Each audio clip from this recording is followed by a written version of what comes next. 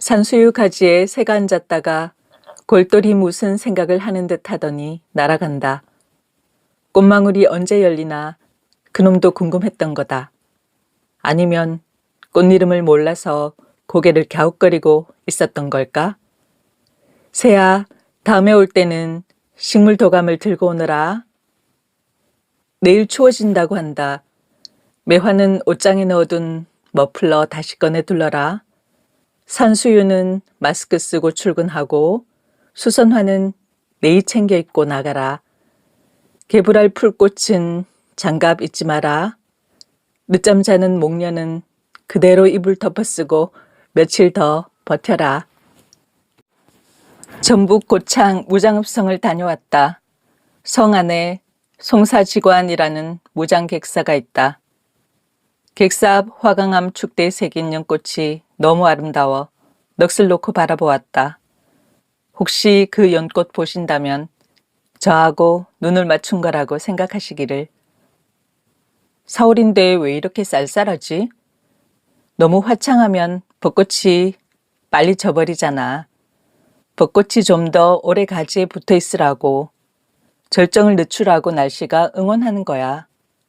꽃들이 성생활을 지속시키려고 쌀쌀한 척 하는 거지. 그러니 벚꽃 구경 가거든 제발 떠들지 마. 꽃을 들여다보는 것은 꽃의 사생활을 훔쳐보는 것.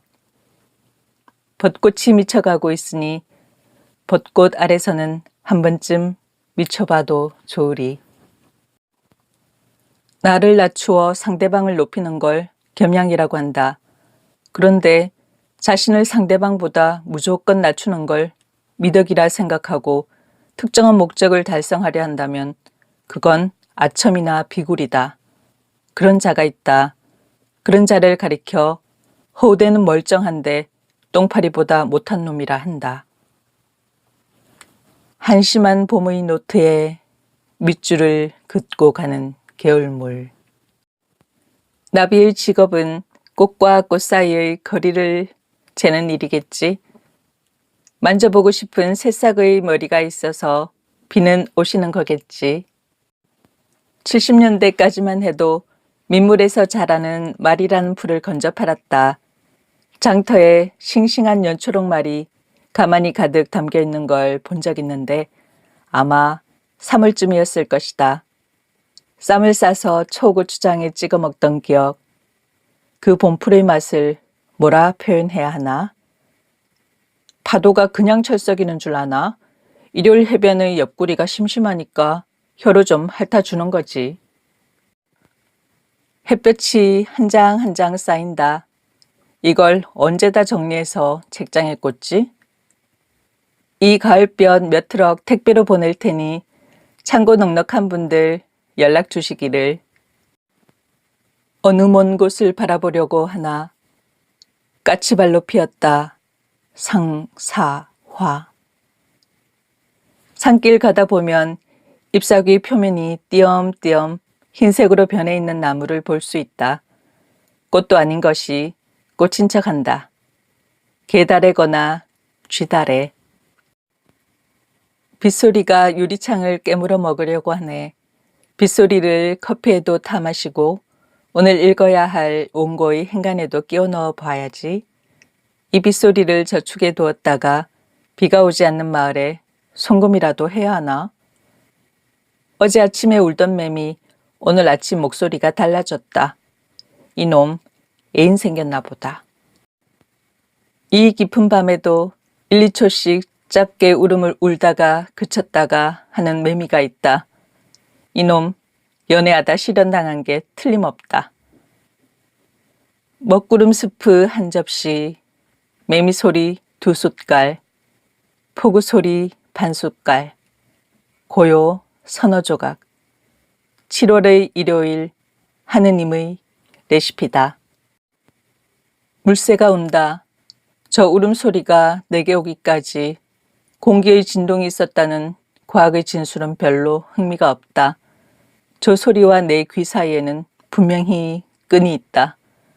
과학은 몇 데시벨이라고 소리의 크기를 수치화하지만 문학은 그 소리의 끈을 보이게 하는 것이다. 서촌 바닷가를 꼬마들과 걷다가 고라니 새끼를 발견했다. 눈 감고 목을 길게 빼고 축 늘어져 있었다. 산에 사는 애가 어떻게 바다까지 와서 죽었을까요? 3학년 민재는 계속 그게 궁금한가 보았다. 그 질문이 중요하다. 그 질문이 고라니를 살려낼 것 같았다. 고수꽃이 지면서 동그랗게 배가 부풀어 오르고 있다. 요놈들 첫날 밤을 다들 잘 보낸 모양이다. 뽕나무에 오디가 익기 시작한다. 지나가는 길에 예의로 몇 개 훔쳐먹었다. 입술과 혀가 시커멓게 오디를 따먹던 날도 있었지. 햇볕에 얼굴을 들이밀던 봄날은 가고 그늘이 세상의 주도권을 쥐는 여름이 왔다. 학교 숲에 올해 처음으로 뻐꾸기가 와서 온다. 뻐꾸기가 울어야 연두가 초록이 되지. 허공이 잠깐씩 맑아지며 긴장한다. 연두가 초록으로 넘어가기 전에, 연두의 눈에 푸르게 불이 들어오기 전에, 연두가 연두일 때, 연두가 연두였다는 것을 잊어버리기 전에 오늘은 연두하고 올해 눈을 맞추자. 남쪽으로 난 창문에 빗방울이 달라붙기 시작했다. 태풍의 선발대 같다. 태풍의 구애를 받아줄 준비를 마쳤다. 비가 오신다. 송화가루 멀리까지 보내지 못하는 소나무들이 참 답답하겠구나. 우표를 듬뿍 붙인 우편물은 왠지 덤을 더 받은 것 같아 고맙다. 한 번 더 물끄러미 바라보게 된다. 시가 있는 마을에서 멀리 걸어 나왔다. 그 마을로 가려면 또 멀리 걸으며 아파야 한다. 그러므로 객지 생활에 잘 적응해야 한다. 출근길에 내 앞을 족제비 한 마리가 재바르게 가로질러 갔다. 내게 이런 행운이 와서 너무 좋았다. 만경강 뚝길에서였다. 시를 쓰지 않겠다고 한 이후에 한 학기 강의하지 않아도 되는 선생으로 또 넘어왔다. 그 경계가 의외로 깊고 뚜렷하다. 국경을 넘어온 것 같다. 어제 과음한 덕분에 하루 종일 폐인처럼 지낸다. 책 한 줄 안 읽고 씻지도 않고 누웠다가 일어나서 창밖 힐끔거린다. 이것도 참 좋다. 작업실 뒤뜰의 풀을 뽑다가 올해 처음 고개 내민 상사와 꽃대 둘을 부러뜨리고 말았다. 미안해서 빈 장독에 꽂아두었다. 말을 할 때 내 입에서 그 부분, 이 부분이라는 말을 무턱대고 쓰는 때가 많다. 한 문장마다 한 번 이상 그 말을 뱉어내는 이도 있다. 어휘력이 부족하다는 뜻이다. 그런 사람일수록 책 좀 더 읽어야 한다. 차라리 거식이라고 하든지. 쌀쌀하다, 싸늘하다, 춥다, 한파, 혹한, 일기예보에는 추위를 표현하는 이런 말들이 순서도 강약도 없이 뒤섞여 있다. 어쩌라는 말인가? 변산반도 끄트머리 곰소만이 내려다 보이는 변산 바람꽃에서 하룻밤 묵으려 한다. 자귀나무꽃도 곱다. 문득 이렇게 예쁜 곳에 와 있어도 되나 하는 자책과 자랑질하고 싶은 마음이 뒤엉키는 저녁이다. 나는 어머니를 떠나 경상도에서 전라도로 왔고 아들은 나를 떠나 전라도에서 서울로 갔다. 명절이란 모든 아들이 아버지의 출생지로 가기 위해 자신의 출생지를 떠나야 하는 시간이 아닐까. 성유보 선생님과 한마을에 산 적 있었다. 몇 해 전 지리산 아래 여름 외딴 집에서였다. 선생님 아프실 때여서 많은 말씀 드리지 못했다. 그때 그분의 뒷모습을 나는 오래 바라보았다. 오늘도 오래 바라보는 것으로 선생님의 명복을 빌려고 한다. 선생님. 자, 개 장사가 왔습니다. 개를 삽니다. 이런 스피커 소리가 멀리서 들리는 마을이다. 개가 한 마리도 짖지 않는다. 잠시 스피커 소리도 들리지 않는다. 흥정이라도 하는 걸까? 개는 귓등에 서러운 햇볕을 받으며 트럭에 태워지고 있을지 모른다. 어떤 선배가 점심 먹자고 전화해서 개 허냐? 하시네. 저녁에 제비들이 수백 마리 전깃줄에 앉아 있는 것을 보았다. 무슨 진지한 세미나를 여는 것 같았는데 언제 이 나라를 떠날까 궁리하는 게 아닐까 싶었다. 이 나라 백성의 한 사람으로서 괜히 찔리는 저녁이었다. 모처럼 벤치에 앉아서 야외 수업, 양말 벗고 발가락으로 바람을 찬찬히 읽었다. 대학 다닐 때 새로 산 바바리 코트를 술집에 맡기고 내 생일날 술을 사준 선배가 있었다. 그 선배의 아들이 오늘 결혼한다. 그러고 보니 나는 이 녀석에서 한 번도 술을 사주지 못했다. 박남철 시인이 갔구나. 나하고도 많은 일이 있었다. 이제 생각하면 많은 일이 지나갔다. 무너뜨리는 일로 자신을 세우고자 했던 시인 박남철. 그 시 첫사랑을 다시 읽는다. 달빛 아래 죽도록 팼다는 포항여고 그 계집애가 나오는 이 나라 밤하늘에는 웬 별이 이리도 많은 거냐. 부안시장 안 변산횟집 물메기탕 한 그릇 후룩후룩 퍼먹지 않은 자들하고는 겨울을 논하지 말 일이다. 비 오는 날 왜 부침개를 부쳤을까? 농경사회에서 비 오는 날은 쉬는 날이었고 여자들은 남편을 위해 술상을 봐야 하는 날이었다. 텃밭의 호박이나 고추로 부침개를 만들어 안주를 내왔을 것이다. 호미 한번 쥐어보지 않고 비 오는 날 부침개 생각하지 말 일. 검색어 상위에 오른 멜라초는 상계 불주머니의 방언이다. 내 작업실 주변에도 무진장 돋아난다. 봄 한철 노랗게 피는 꽃이 볼만한데 무성해지면 뽑아내느라 이놈하고 싸워야 한다.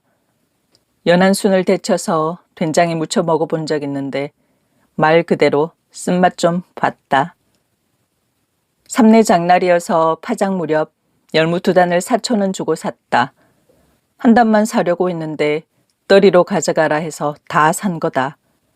아무리 생각해도 잘 샀다는 생각인데 집에 들고 오니까 한 단도 많다는 지청구. 오늘 저녁 먹고 싶은 게 있다. 열무 생채에다 참기름 무침, 가지 무침 넣고 고추장과 청국장으로 싹싹 비벼서 입에 크게 떠넣는 것. 고등어 구이 한 마리 있으면 금상첨화. 술을 마시고 나왔다. 머리에 비를 맞았다. 이유 없이 좋았다. 감기 바이러스도 내 몸에 들어오고 싶어 왔겠나. 내 몸 어디 비어있는 데가 있어 잠시 거처를 정한 거겠지. 드라마에 나온 주인공 얼굴이 꽤 예쁘네 했더니 성형전 얼굴을 찾아 딸내가 보여주었다. 경악했다. 나는 성형 뒤의 아름다움을 믿지 않는데 허상에 속지 않으려는 안간힘인 줄 안다. 허상을 우러러보는 시대는 허상 때문에 망할지도 모른다. 제주에 가면 한라산 소주에다 방어회와 거친 파도를 잘라 먹을 수 있을까? 어쩌다 술을 한 모금도 마시지 않고 귀가한 날은 내가 거창하게 무슨 새로운 세상을 건설한 듯하다. 내가 내게 표창장이라도 주고 싶어진다.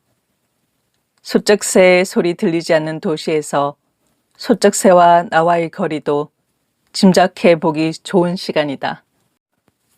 몇 년 만에 밤낚시를 갔는데 소쩍새 우는 소리 펼쳐놓았다가 귀에 담았다가 해서 좋았는데 후배 시인하고 제자하고 코펠에 라면 끓이고 소주 마신 것까지도 좋았는데 눈먼 붕어 한 마리밖에 못 잡아도 좋았는데 천둥과 번개와 소나기에 쫓겨 긴급 귀가. 말린 망둥어를 고추장에 찍어 먹는 걸 좋아해서 보안시장에서 4만 원 주고 2봉다리 샀다. 한 봉다리는 전유성 선배께 드렸다. 경상도 내륙 청도에도 망둥어가 뜰 것이다. 살짝 물에 불렸다가 물기 빼고 구우면 된다. 백석에게도 맛보이고 싶다. 삼내에 언제쯤 눈이 펑펑 쏟아질지 학생들하고 내기를 했다. 나는 3시에서 4시 사이에 걸었다. 내기에 건 돈 다 합치면 종각 모임 때 술병 더 늘어나겠다. 나는 오늘 이겨야 하는데 지금 하늘은 너무 맑다. 학생들하고 집 앞에서 치맥 좀 했다. 시에 지나치게 빠진 놈은 잠시 건져주고 싶었고 시에 아직 발도 담그지 않은 놈은 무조건 빠뜨리고 싶었다. 사람은 떠나고 짐승만 남았다.